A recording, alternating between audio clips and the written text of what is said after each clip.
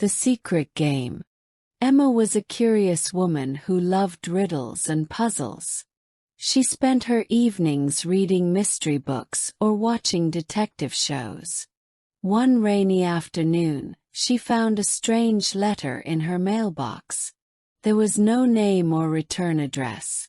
It felt mysterious and exciting. She couldn't resist opening it. The letter read, "Come to 9 Oak Street at 4 p.m. today. A surprise is waiting if you're brave enough." Emma laughed. It could be a prank, but her love for mysteries was stronger than fear. She checked the time, grabbed her coat and umbrella, and headed into the rain.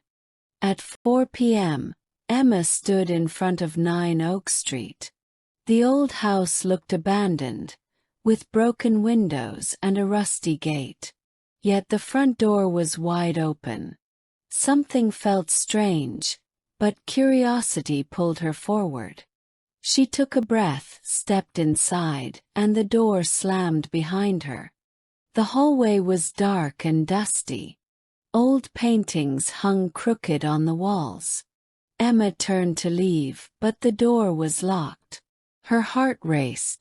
On a small table was a note. "Welcome to the game. Solve the puzzles to escape." She was trapped, but strangely excited to begin. She entered the first room. A locked box sat on a table with a riddle beside it. "I have hands but cannot clap."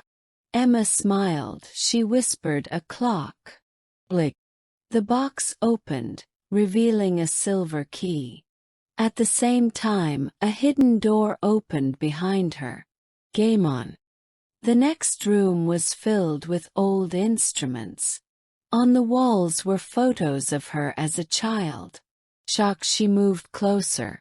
In the corner stood a mirror with writing, "To go forward, look at who you are." She stared into the mirror. A hidden door appeared in the reflection. Emma found the secret door and opened it. Inside was a small library. The smell of old books filled the air. One book was glowing. It read Emma's secrets. Nervous, she opened it. The pages were blank, but then words appeared. "You took something long ago. Return it now." Emma froze. She remembered stealing a necklace as a teenager. Suddenly, a drawer opened in the wall.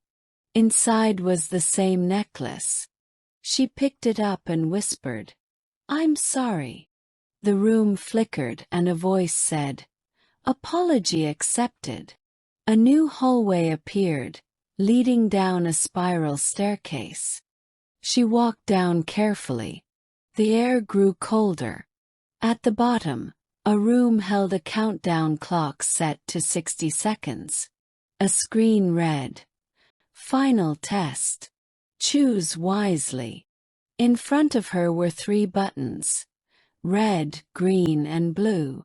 On the wall, "Choose the color of calm." Time was ticking. Emma panicked for a moment. Red meant danger. Green was life. Blue was calm like the sky or the ocean. She pressed the blue button. The countdown stopped. Silence.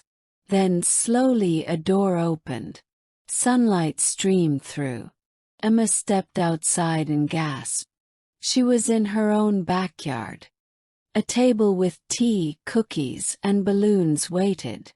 Her best friend Leo came out laughing with a camera. He shouted, "Happy birthday! You finished the surprise escape game." Emma looked at him in shock, then started to laugh. She said, still out of breath, "That was crazy." Leo handed her a warm cup of tea. They sat down and Emma told Leo every detail. The music room, the glowing book, the countdown, it all felt so real. Leo smiled proudly. He had planned it all, using his uncle's old house and a bit of tech. Emma was amazed. She said, "You really went all out."